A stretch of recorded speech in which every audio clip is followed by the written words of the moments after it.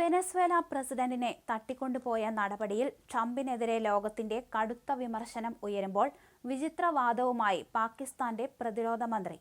Israel പ്രധാനമന്ത്രി Benjamin നെതന്യാഹുവിനെ US തട്ടിക്കൊണ്ടുപോകണമെന്ന് ആഗ്രഹിക്കുന്നതായി Khwaja Asif പറഞ്ഞു.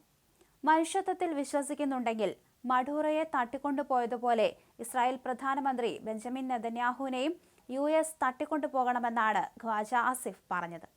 തുർക്കിയും നെതന്യാഹുവിനെ തട്ടിക്കൊണ്ടുപോകാൻ സാധ്യതയുണ്ടെന്നും ഞങ്ങൾ ഇതിനായി പ്രാർത്ഥിക്കുന്നുണ്ടെന്നും ഖ്വാജ ആസിഫ് വ്യക്തമാക്കി.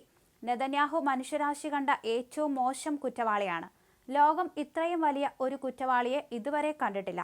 ഗസയിൽ ഫലസ്തീനികൾക്കെതിരെ ഇസ്രായേൽ നടത്തിയ അതിക്രമങ്ങൾക്ക് തുല്യമായ ഒരു അതിക്രമവും ചരിത്രത്തിലില്ലെന്നും ഖ്വാജ ആസിഫ് ചൂണ്ടിക്കാണിച്ചു. മഡൂറോയെ തടവിലാക്കിയതിന് പിന്നാലെ ആഗോളതലത്തിൽ വൻ പ്രതിഷേധമാണ് ഉയരുന്നത്. മഡൂറോ യുഎസിൽ വച്ച് വിചാരണ നേരിടണമെന്നായിരുന്നു ട്രംപിന്റെ ആഹ്വാനം. മയക്കുമരുന്ന്, ഭീകരവാദ ഗൂഢാലോചന, കൊക്കെയിൻ ഇറക്കുമതി ഗൂഢാലോചന, മെഷീൻ ഗണ്ണുകളും വിനാശകരമായ മറ്റ് ആയുധങ്ങളും കൈവശം വയ്ക്കൽ, യുഎസിനെതിരെ ആയുധങ്ങൾ ഉപയോഗിക്കാനുള്ള ഗൂഢാലോചന എന്നീ കുറ്റങ്ങൾ ചുമത്തിയാണ് മഡൂറോയെ യുഎസ് സൈന്യം തടവിലാക്കിയത്. അതേസമയം ഖ്വാജയുടെ പ്രസ്താവന കേട്ടിട്ടില്ല എന്നാണ് ട്രംപ് പ്രതികരിച്ചത്. ഇന്ത്യയും പാകിസ്ഥാനും തമ്മിലുള്ള യുദ്ധം തടഞ്ഞതിൽ വീണ്ടും അവകാശവാദം അദ്ദേഹം ഉന്നയിച്ചു.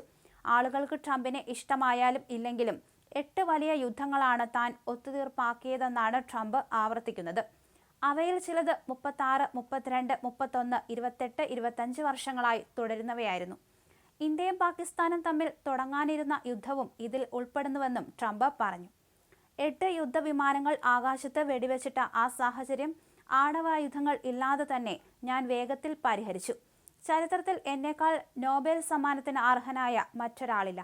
ഞാൻ വീമ്പ് പറയുകയല്ല. മറ്റാരും യുദ്ധങ്ങൾ അവസാനിപ്പിച്ചിട്ടില്ല. നിങ്ങൾ തടയുന്ന ഓരോ യുദ്ധത്തിനും നിങ്ങൾക്ക് നൊബേൽ സമ്മാനം ലഭിക്കേണ്ടതാണ്. ആർക്കും നിർത്താൻ കഴിയില്ലെന്ന് കരുതിയ യുദ്ധങ്ങളാണ് ഞാൻ നിർത്തിയത്. എനിക്ക് സമ്മാനങ്ങളിലല്ല കാര്യം, ജീവൻ രക്ഷിക്കുന്നതിനാണ്. കോടിക്കണക്കിന് ആളുകളുടെ ജീവൻ ഞാൻ രക്ഷിച്ചു. ഇന്ത്യയും പാകിസ്ഥാനും തമ്മിലുള്ള പ്രശ്നത്തിൽ കുറഞ്ഞത് 1 കോടി ആളുകളുടെ ജീവനെങ്കിലും പ്രസിഡന്റ് ട്രംപ് രക്ഷിച്ചു എന്നായിരുന്നു പാകിസ്ഥാൻ പ്രതിരോധ മന്ത്രി ഇവിടെ വന്ന് പരസ്യ പ്രസ്താവന നടത്തിയത്. ഡൊണാൾഡ് ട്രംപ് പറഞ്ഞു. അതേസമയം സാമ്പത്തിക പ്രതിസന്ധിയെ തുടർന്ന് ഇറാനിൽ ഭരണകൂടത്തിനെതിരെ വ്യാപക പ്രക്ഷോഭം നടക്കുന്നതിനിടെ രാജ്യത്തെ അഭിസംബോധന ചെയ്ത് പരമോന്നത നേതാവ് ആയത്തുള്ള ഖമേനി രംഗത്ത് വന്നിരുന്നു. ഇറാനികളോട് ഐക്യം സംരക്ഷിക്കാൻ ആഹ്വാനം ചെയ്ത അദ്ദേഹം ചില കലാപകാരികൾ പൊതുമുതലുകൾക്ക് കേടുപാട് വരുത്തുന്നതിലൂടെ യുഎസ് പ്രസിഡന്റ് ഡൊണാൾഡ് ട്രംപിനെ പ്രീതിപ്പെടുത്താൻ ശ്രമിക്കുകയാണെന്നും ആരോപിച്ചു.